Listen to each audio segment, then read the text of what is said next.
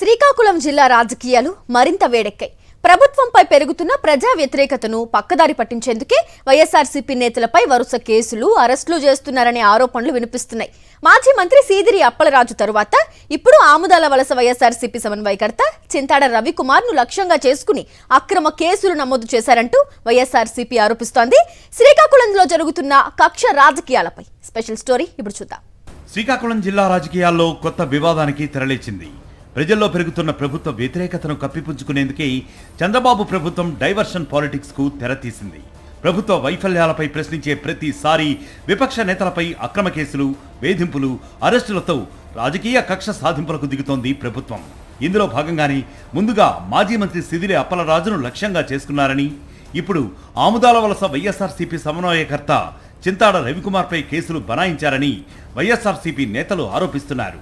ప్రజా సమస్యలపై ప్రభుత్వాన్ని నిరంతరం ప్రశ్నిస్తూ వస్తున్న సీదిరి అప్పలరాజు గొంతును అణచివేసేందుకే ఆయన కుటుంబాన్ని కూడా రాజకీయంగా టార్గెట్ చేశారని వైఎస్ఆర్సీపీ చెబుతోంది. ఇదే నేపథ్యంలో సీదిరిని పరామర్శించేందుకు వైఎస్ జగన్ శ్రీకాకుళం జిల్లాకు రావడంతో విశాఖ నుంచి శ్రీకాకుళం వరకు భారీ జనసందం కనిపించడం అధికార పక్షానికి అసౌకర్యంగా మారింది. జగన్ పర్యటనకు లభించిన అపూర్వ ప్రజాస్పందనను పక్కదారి పట్టించేందుకే కూటమి సర్కార్ వెంటనే చింతాడ రవికుమార్పై కేసులు నమోదు చేశారని వైఎస్ఆర్సీపీ ఆరోపిస్తోంది. వైఎస్ జగన్ పర్యటన సందర్భంగా భారీ సంఖ్యలో ప్రజలు తరలివచ్చారు. ఆ రద్దీలో మహిళా ఎస్ఐ ప్రవల్లిక ఇబ్బంది పడుతున్నట్లు గమనించిన చింతాడ రవికుమార్ ఆమెను సురక్షితంగా పక్కకు వెళ్లాలని మాత్రమే సూచించారని వైఎస్ఆర్సీపీ వివరిస్తోంది. అప్పటికే ఆరోగ్య సమస్యతో ఉన్న ఎస్ఐ భారీ నినాదాల శబ్దంతో చెవులు మూసుకున్న దృశ్యాలను చూపిస్తూ ఆమెతో అనుచితంగా ప్రవర్తించారంటూ నాన్ బెయిలబుల్ కేసులు నమోదు చేశారని పార్టీ ఆరోపిస్తోంది. ఒక మహిళా పోలీసు అధికారిని రాజకీయ కక్ష సాధింపుకు పావుగా ఉపయోగించుకోవడం దురదృష్టకరమని విమర్శిస్తోంది.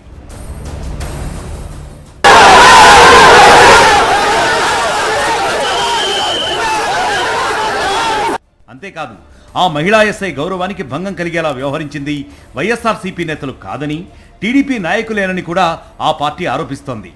ఈ ఘటనపై టీడీపీ నాయకులు వరుసగా మీడియా సమావేశాలు నిర్వహించి ప్రచారం చేశారని పేర్కొంటోంది. అదే సమయంలో రద్దీలో మహిళా ఎస్ఐతో తోటి పోలీసు సిబ్బంది ఇబ్బందికరంగా వ్యవహరించినట్లు కనిపించే ఫోటోలు బయటకు రావడం అధికార వర్గాలను మరింత ఇరకాటంలో పడేసిందని వైఎస్ఆర్సీపీ చెబుతోంది. చింతాడ రవికుమార్ కేసులో నమోదైన నిందితుల జాబితాపైన ఇప్పుడు అనేక ప్రశ్నలు తలెత్తుతున్నాయి. ఘటన జరిగిన సమయంలో సంఘటనా స్థలంలోనే లేని వ్యక్తులను కూడా నిందితులుగా చేర్చారనే విమర్శలు కూడా వస్తున్నాయి. కుమార్తె అడ్మిషన్ కోసం పంజాబ్లో ఉన్న ప్రైవేటు ఉద్యోగి గరుగుబిల్లి తేజేశ్వరరావును A9గా, అదే సమయంలో కోర్టులో విధుల్లో ఉన్న న్యాయవాది దానేటి రామ్మోహన్ రావును A8గా, సబ్ రిజిస్ట్రార్ కార్యాలయంలో ఉన్న డాక్యుమెంట్ రైటర్ నానుపాత్రుని సురేష్ను A11గా కేసులో చేర్చడంపై తీవ్ర అభ్యంతరాలు వ్యక్తమవుతున్నాయి. ఈ పరిణామాలు కేసు దర్యాప్తుపై మరిన్ని అనుమానాలకు తావిస్తున్నాయని వైఎస్ఆర్సీపీ చెబుతోంది.